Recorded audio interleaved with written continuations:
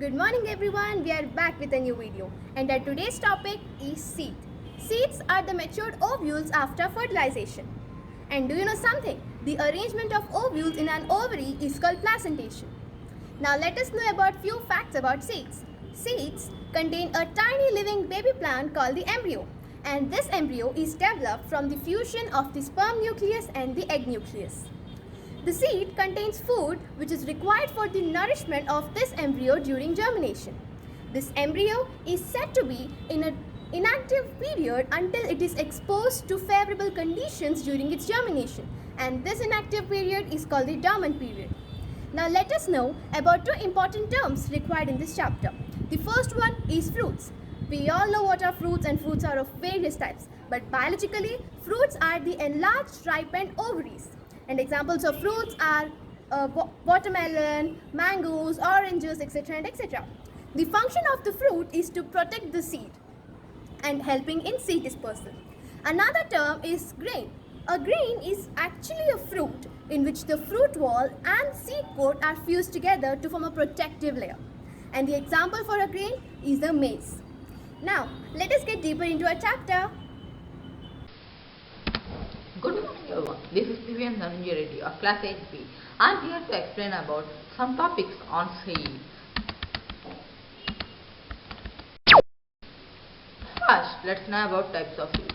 There are two types of seeds, one is monocotyledon seeds and one is dicotyledon seeds. Monocot seeds are defined as seeds that consist of a single embryonic leaf or cotyledon. Dicot seeds are defined as seeds that consist of two embryonic leaves or cotyledons. Beet seed is the example of dicot seed and monocot seed. Now let's know about seeds vary in size. First, some are so small that they are barely visible to the naked eye. Poppy seeds, orange seeds are the examples. Some are quite large as in watermelon and pumpkin or even in mango. Larger seeds are those coconut and double coconut. The size, shape and the structure of seeds different plants vary considerably, but the basic structure of most seeds is same. These are small seeds. This is larger seeds. These are medium seeds. First one is poppy seeds, second one is pumpkin seeds and third one is coconut. Now let's know about albineous, endospermic, exoalbineous, non-endospermic. Cotyledons are thin and membranous, and endosperm persists. Example: dicot, alumbineous seeds, poppy and custard apple, monocot, alumbineous seeds. Cereals and millets, palm. Now let's know about non-endospermic, exoalbineous seeds.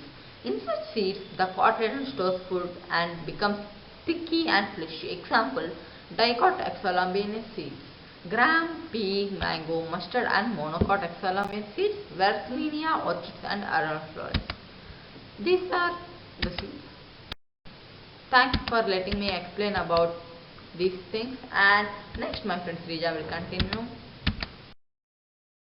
Everyone, I'm your friend Srija. So now I'm going to explain about the structure of bean seed.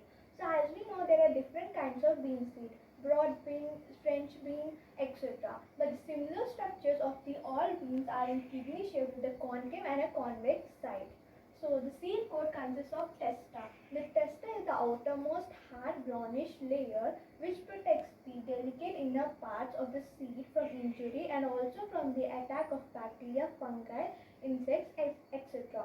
The thin inner layer of a seed which is situated next to testa is called tegma, which is protective in nature. Now coming to hilum. The whitish oval scar is called hilum. So a tiny pore is situated next to hilum called micropyle. Micropyle, its function is a seed absorbs water mainly through micropyle. So the cotyledon contains food for embryo and protects it. So embryo consists of two parts: radicle, which later forms into root, and plumule, which later forms into shoot. So the region of axis between the point of attachment of cotyledon and the plumule is called epicotyl, and the region of axis below the cotyledon is called hypocotyl. So that's all the structure of bean. And next our friend Krishnapriya is going to explain about the maize grain. Hello everybody, this is Krishna Priya and we are here to learn about a very interesting topic, the maize grain.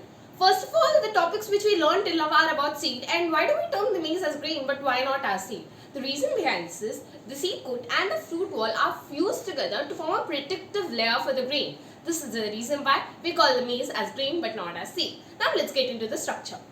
Firstly comes the fused pericarp and testa. Pericarp is nothing but the fruit wall, testa is nothing but the seed coat. This gives a very protective layer for the grain from bacterial injury, from bacterial infections and mechanical injuries. Then comes the aileron layer. This layer is really rich in protein which helps the embryo while it's growing. Then comes the endosperm. Endosperm is a very huge part in the maize grain which consists of starch. Starch is nothing but the food. Then comes the epithelium. Epithelium is a very thin layer which separates the endosperm and the embryonic parts. Then comes the scutellum. Scutellum is the one cotyledon present in the embryo. Embryo consists of scutellum, coleoptile, plumule, radicle and coleorhiza. Plumule and radicle. As we all know, a plant consists of root system and shoot system. Radicle is nothing but the future root and plumule is nothing but the future shoot. Coleoptile is a very thin covering for plumule and coleorhiza is a very thin covering for radicle. The whole is called embryo. The best example for maize grain is corn. Thank you for watching our video with this much patience. We will be soon back with a part 2 of the same chapter, and we are doing another series of videos which are dedicated to our teachers. If you didn't check it out, the link is in the description below. Please watch it. If you like our video, please like, share and subscribe to our channel.